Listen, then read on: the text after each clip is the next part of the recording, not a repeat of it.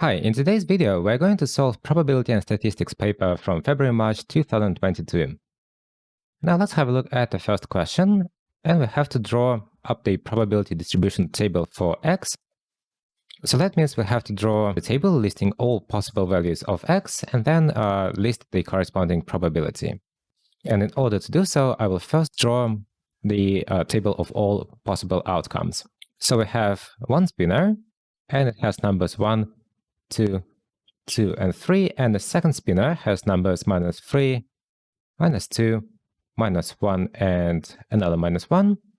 And our variable x is the sum of the two scores. So that means the first sum could be -2. Here we got -1, -1, 0, and so on and so forth. I'm just adding up the two numbers.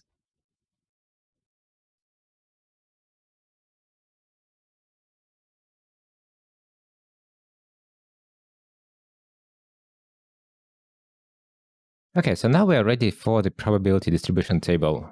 Here's going to be x, the sum of the two numbers, and the probability of x. So our possible outcomes would be -2, -1, 0, 1, and 2. Okay, now look at the outcome table.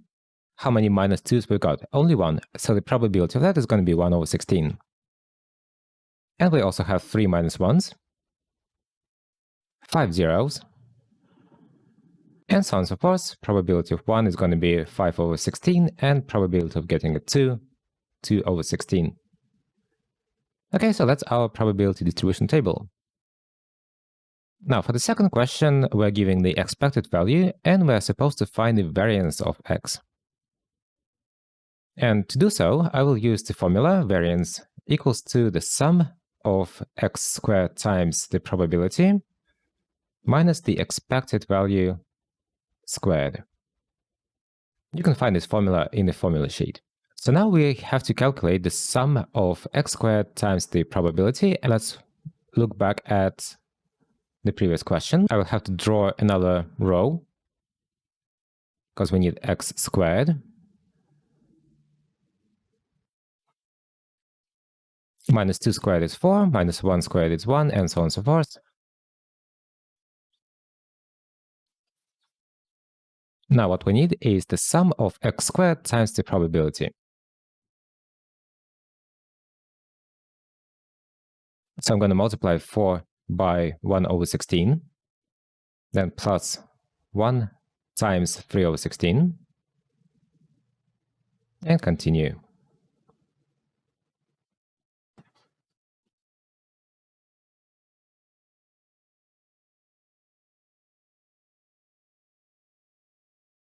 All in all, I've got 5/4. Okay, now let's continue to our formula. Now we know that the first term is 5/4, and the expected value squared, 0.25 squared. That gives us 19/16. Okay, that's it for this question. Okay, question 2 is about binomial probability, and we have the probability of success, or call it probability to win. And we also have the number of times we play a certain game. It's n equal to 7. And now we can use the formula for binomial probability, which is going to be nck, probability to win to the power of k, times the probability to lose to the power of n minus k. And this formula gives us the probability to win exactly k games out of n games played in total. Now look at the question. We're looking for the probability that it rains more than 2 days in a 7-day period. So it means it could rain 3, 4, 5, 6, and 7 days. You can substitute those numbers as k in the formula. Or I think it's better to do 1 minus the opposite. So 1 minus probability that k equals to 0, minus the probability that k equals to 1, minus probability that k equals to 2. Okay, now all we have to do is to substitute all the numbers in the formula.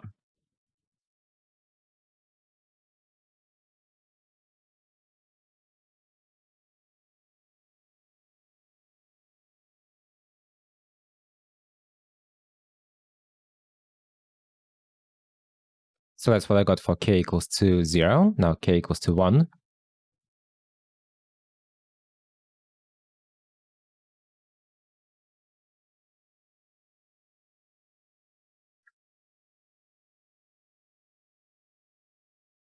K equals to 2.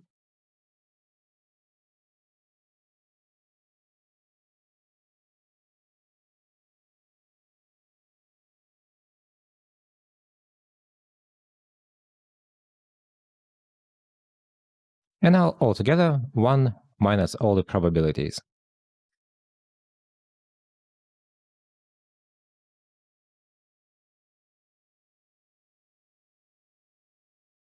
And that is 0.115. Okay, next question is still about binomial probabilities. And to start with, we're randomly choosing 3 7-day periods, so n equals to 3. Now, exactly 2 of those periods should have at least one day with more than 10 centimeters of rain. So k is going to be 2. That's how many games we want to win. Now, our event is at least one day has more than 10 centimeters of rain. What will be the probability of this? Now, we can calculate the opposite probability, the probability that we have 0 days with more than 10 centimeters of rain. And we actually did it in a previous question. There it is. So now all we have to do is to find 1 minus 0.2493. And that is 0.7507. Now we can use the binomial formula again. So n equals to 3. We play 3 games. We want to win exactly 2. The probability to win is going to be 0.7507 to the power of 2. Then the probability to lose, which is that, to the power of n minus k, which is 1. And that gives us 0.421. And that's the answer, 0.421. Okay, next question is about the histogram. And first of all, we have to make sure that we're drawing not the frequency, but the frequency density on y-axis. And the second thing we have to be careful about is the x-axis. So when we draw the histogram, we shouldn't have any gaps. However, if we look at our class width, we see it's from 1 to 30, and then from 31 to 45, that looks like a gap to me. And the reason for that gap is that the time is taken to the nearest minute. So actually, it is from 0.5 to 30.5, from 30.5 to 45.5, and so on and so forth.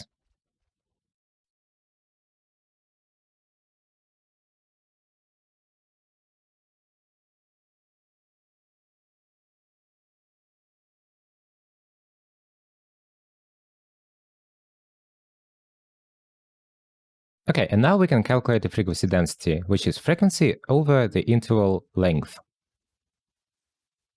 So from 0.45 to 30.5, the interval length is 30. So all I have to do is to divide 21 by 30.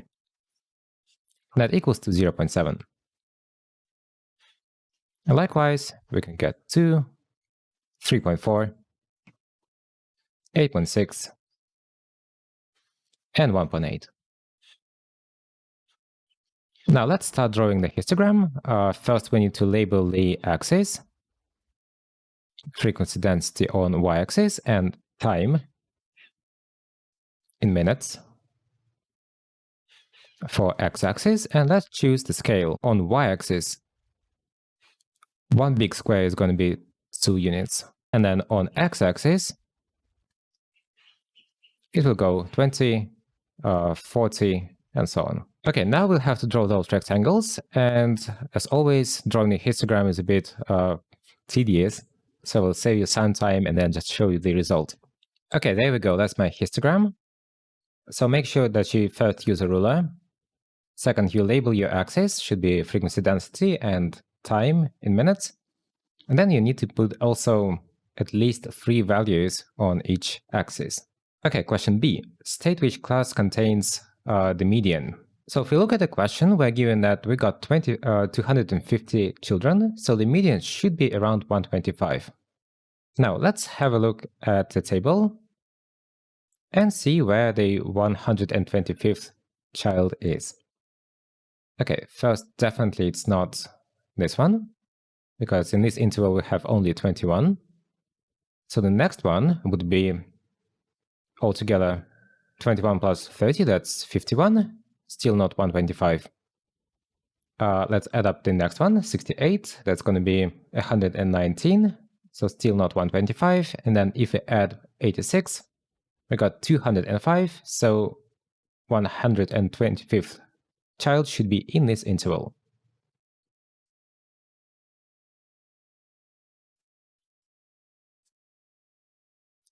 Okay, so our interval is from 66 to 75. And question C, we're given the estimate of the mean, it's 61.05. We have to explain why the median and mean are different. Well, if the mean was the same as the median, that would look more like a normal curve, totally symmetrical. And if you look at our histogram, it's definitely not symmetrical. And that's the reason. Not symmetrical. Okay, the next question is about the normal distribution, and the mean is 55. Standard deviation sigma is 6. And we're looking for the probability of the variable to be in between 46 and 62 kilograms.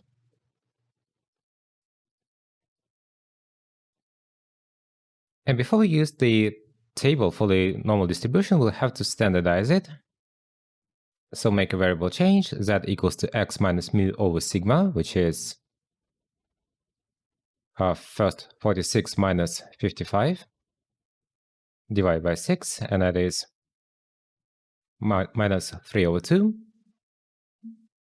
And the second one is going to be 62 minus 55 divided by 6, and that is 7 over 6. So now our question is to find the probability that the variable z is in between minus 3 over 2 and 7 over 6. Let's draw a quick sketch of the graph. Here is negative 3 over 2, and here is 7 over 6. We're looking for the area below the curve between those two values. So to find it, we can find the area to the left of 7 over 6 minus the area to the left of negative 3 over 2. Now, the table gives us area to the left of a positive value, so the first value should not be a problem.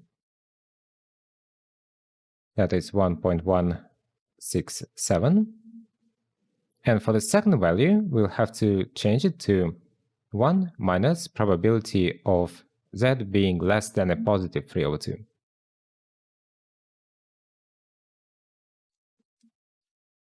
And now we can go to our table in MF19 and find both probabilities. So the first one is 1.167, first point 1.1, then 6 and 7. Now look at the intersection.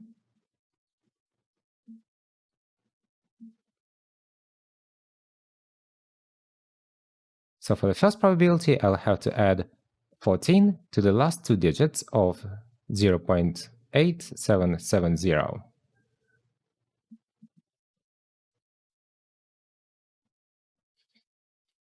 So that's what I got.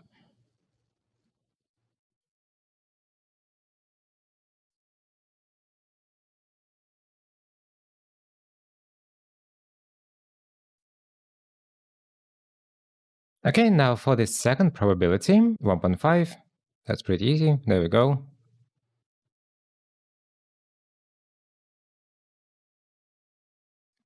And all in all, I got 0.8116. That's going to be the answer. Alright, moving on to part B. Now we have a different distribution with a mean of 42, and we're looking for the sigma, standard deviation, and we know that the probability of the variable to be less than 36 equals to 0.25. Again, we'll have to standardize. Instead of x, we're going to use z and make a variable change, 36 minus mu over sigma, the one we're looking for, equals to 0.25. Now, 36 minus 42 is going to be negative 6.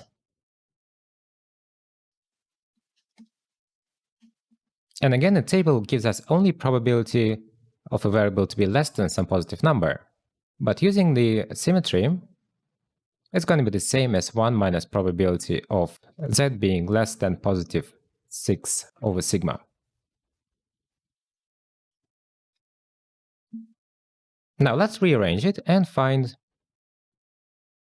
p of z being less than 6 over sigma. That equals to 0.75. And now let's look at MF19 and find the probability of 0.75. Now, in this time, we will have to look inside the table, not on the outer side. Let's try to find the probability which is the closest to 0.75. I would say it's this one, and then we'll have to add, 13, that's the closest we can get. So our variable is going to be 0.674.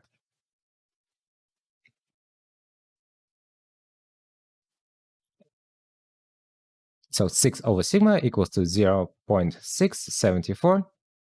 And from here we can rearrange and find sigma, which equals to 6 divided by 0.674, which is 8.9. That's the answer. Okay, moving on to the next question, we're going to combine two distributions, and if they're independent, then the probability of a combined event is going to be the product of the two individual probabilities. So we'll have to multiply the probability that a male leopard weighs less than 46 by the probability of a female leopard being less than 46 as well. So those are two different distributions. Let's split them like this. So for the first one, mean is 55 from the previous question, and sigma is 6.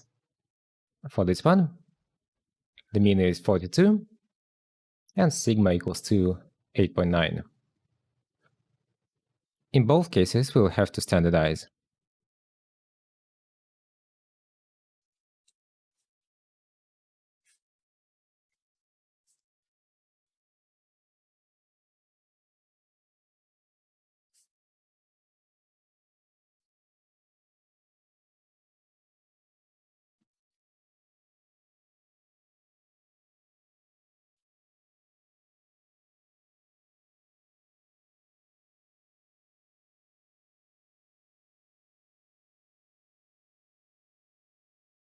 Okay, so for the first one, we got probability of z being less than minus 1.5, and we already know how to deal with this. It's going to be 1 minus probability of z being less than the positive value. And if you look at the probability table, it's going to be 1 minus 0.9332, and I got 0.0668 for the first one, and for the second one, that is going to be 0.6732. And now we will have to multiply these two probabilities.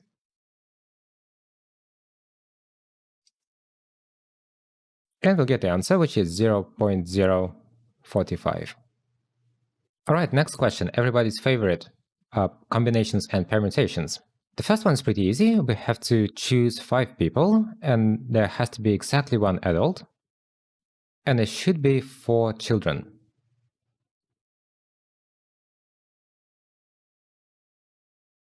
Now we have 5 adults, So therefore, we can choose one adult in 5 different ways.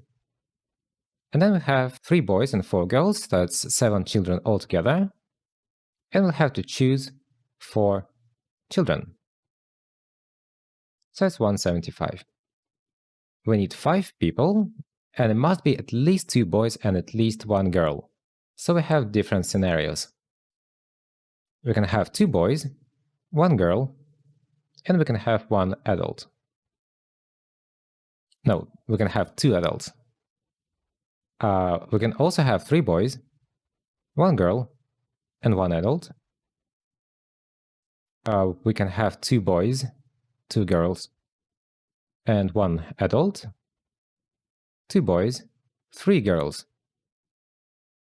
and 0 adults. Or we can have 3 girls. No, we can have 3 boys, 2 girls, and 0 adults again. And we'll have to calculate each scenario separately. So for the first one, it's going to be 3c2 times 4c1 times 5c2. And that is 120. For the second case, we can have 3c3 times 4c1 times 5c1. That is 20. Next case, it's going to be 3c2 times 4c2 and 1 adult, that's 5, or 5c1. That is 90. Next case, it's 3c2, 4 choose 3, and 5c0. That is 12. And the last one, 3c3 times 4c2 and 5c0. That is 6. Now add them up, and we'll get 248. Okay, question C is about line arrangements. So all of them stand in one line. There must be an adult at each end of the line. So that looks like this. And 3 boys must stand together somewhere.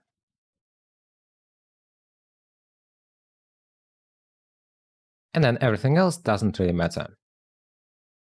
So first of all, let's start with restriction, basically adults. For this adult, we have 5 ways to choose one. And since 1 is gone, for the next one, we'll have 4 ways. Now, we're going to combine all 3 boys in what I call a mega object, which cannot be separated. So all in all, we have 1, 2, 3, 4, 5, 6, 7, 8 objects to rearrange. And that's going to be equal to 8 factorial. Now we multiply it by 5 ways for the first adult, and we'll also have to multiply by 5 ways for the last adult. And also, now we'll have to multiply by the number of ways to rearrange the objects inside the mega object. So we have 3 boys, and the number of ways is going to be 3 factorial. And that's a pretty big number, 4,838,400. Okay, next question, again probability. So from the ratio, we could see that the probability to choose a lemon-flavored chocolate is going to be 3/15. That means the probability to choose something else, I'll call it probability of not lemon, is going to be 1 minus 3/15, which is 12/15. Now we're looking for the probability to choose the lemon-flavored chocolate at the 7th attempt. So that means we need 6 non-chocolate first, which is 12/15 times 12/15 6 times. And then the 7th candy must be lemon-flavored. So we'll multiply by 3/15. And we get 0.0524. Okay, question B is very similar. However, we're not really concerned that the lemon-flavored chocolate should be the 7th. So all we need is that the 6th chocolate we try at first are not lemon-flavored. So it's just 12 over 15 to the power of 6.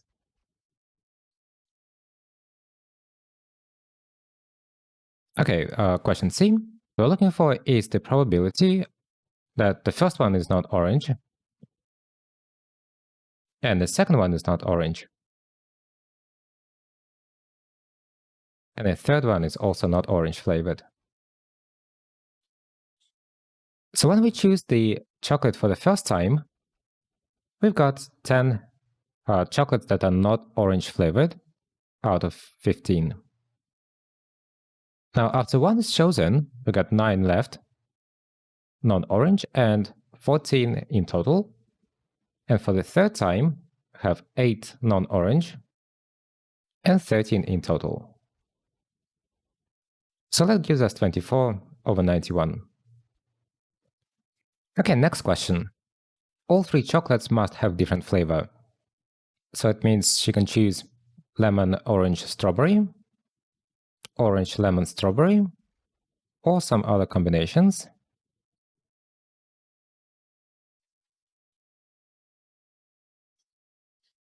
Altogether, we got 6 different combinations. So 3 lemon, 5 orange, and 7 strawberry. Let's calculate the probability of the first scenario. It is 3 over 15 times 5 over 14 times 7 over 13. Then we have 6 different scenarios, so we multiply by 6. And all in all, we have 3 over 13. And finally, the last one. Now, at least 2 of her 3 chocolates have strawberry flavor, given that none of them has orange flavor. So we got 3 lemon. We're given that none of them have orange flavor. And we still have 7 strawberries. Now, what we're looking for is the probability that either she got all strawberry flavor, or she got 2 strawberries, 1 lemon. She might have strawberry, lemon, and strawberry. Or she could have chosen lemon, strawberry, and strawberry. So these are all different scenarios. Now the first one, it's 7 over 10 times 6 over 9 times 5 over 8. That is 7 over 24. Now the next one, SSL, is going to be 7 over 10, 6 over 9, and then 3 over 8. That's 7 over 40. And that can happen in 3 different ways. So to calculate the total for those 3, I'll multiply 7 over 40 by 3. That's 21 over 40. And now I will have to add up 21 over 40 and the one I got previously, which is 7 over 24. And I will get 49 over 60. Okay, and that's the last question of this paper. I hope it was helpful, and then I will see you next time. Bye-bye.